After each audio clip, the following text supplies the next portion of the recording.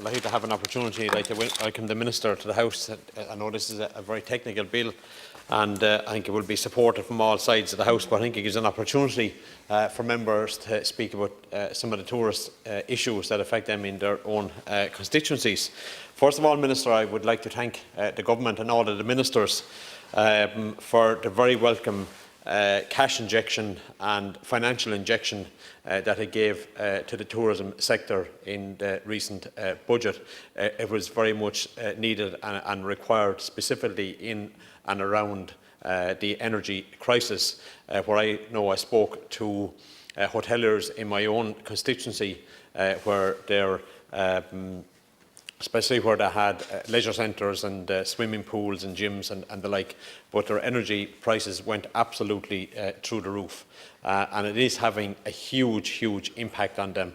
And I would like you and the Government just to watch over this, because they are a very important sector in our economy. And that brings me on to the VAT rate.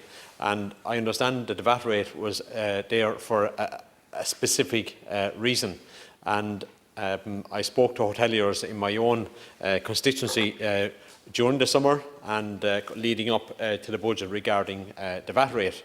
And I do believe that the hotel prices in Dublin, I think, brought a huge dampener on the way they were running their business. And the more they came out to try and defend the position in the summer months, the more infuriated I actually got myself, specifically in the bigger cities and specifically here in Dublin.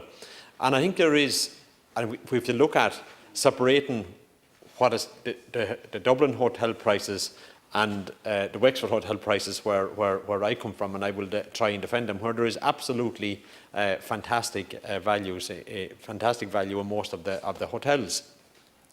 But I hear some people from the Hotel Federation coming out during the months and saying they can get a hotel night in Dublin for €140. Well, I would like to see the hotel night, because for someone who would stay in Dublin 2 or 3 nights a week, or 2 nights a week, or specifically 1 night a week maybe, the cheapest hotel you could get during the summer months in June, July and August, or May, June, July, whatever, when the dollar was hitting, was 300, 280, €300. I know, speaking to some members in the House here, their rate went up over 100% or 200% in some of the hotels that they were staying in. So, they were sending a very clear message that they were making hay while the sun shined. Fair play to them, but they always forgot about the rainy day, and there will always be rainy days. And that's where I really ask you, Minister, to look at, and I've spoken to Minister Donoghue on this, to look at the VAT rate in Dublin. I know it's very difficult to do, but more importantly, to look at the VAT rate in the hotel sector and the VAT rate in the restaurant sector, because our restaurants are really under pressure. And I genuinely say that to you. And I've no vested interest in any restaurant or anything like that, but speaking to them in my own constituency and here in Dublin, with their energy prices and everything absolutely gone through the roof, I would genuinely, Minister, ask you to look at that. I want to talk about On Board Pleanála, and that is about the process, the system, their criteria. There's a shortage of hotels in this country, and I really, Minister, ask you that Board Pleanála should be hauled in and asked what they're playing at, because I know I have a perfect example in Wexford Town, where On Board Pleanála, where a hotel has been refused on 2 occasions now, where all of the issues that were raised originally with On Board Pleanála, that Board Pleanála raised, they have been fully addressed. And I mean fully addressed. And they got a second refusal from On Board Pleanála, and I just cannot understand this. I see the ring road in Galway, and I know there's specific issues, nothing to do with me, and it's not in my county.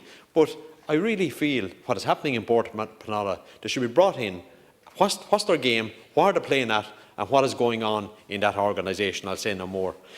Minister, the previous deputy that spoke there spoke about the Ukrainian crisis, the refugee crisis that we have. And I think that the government has to take a handle on this for next year's tourism market in and around the hotel sector specifically, because Ireland is becoming a very costly destination. The amount of hotels that have closed their doors and to take in the Ukrainians and refugees and everything like that, that's their own business. I know we have a crisis and we have to handle it, but at the same time we cannot forget about our domestic tourism, the market that we have, and we do not want to overprice ourselves to destroy ourselves for many, many years to come. I also just want to address the Rosslare to Waterford Greenway. And I know that the rail review is being carried out at the moment, and I'm not sure where the publication of that is. But we are talking about the Western Corridor, Western Rail Corridor, has been going on for as long as I was in government, since 2011, and it's still there. And I don't believe that there will ever be a railway again between Rosslare and Waterford. But if there is, I have no problem with it. But I do believe that we can look at a greenway in a line with the Rosslare to Waterford line. The greenways are absolutely a fantastic tourism catcher for every county, and we see that in the South East. I would differ with my colleague on the Ancient East. I think the Ancient East are doing a fantastic job. I would like to see us getting the very same marketing as what the Wild Atlantic Way gets. The other issue, Minister, in my short time that I want to talk about is the car rental issue.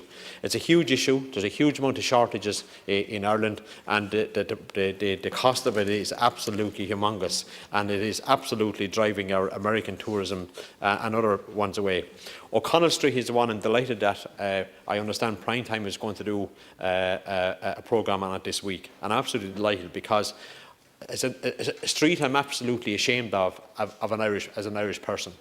It is full of druggies, crime, antisocial behaviour, robberies, takeaways, alcohol, drug abuse. This is our main national street in our capital city, and I absolutely, Minister, if Dublin City Council do not address what's happening on O'Connell Street and the surrounding streets around it, like there's nobody.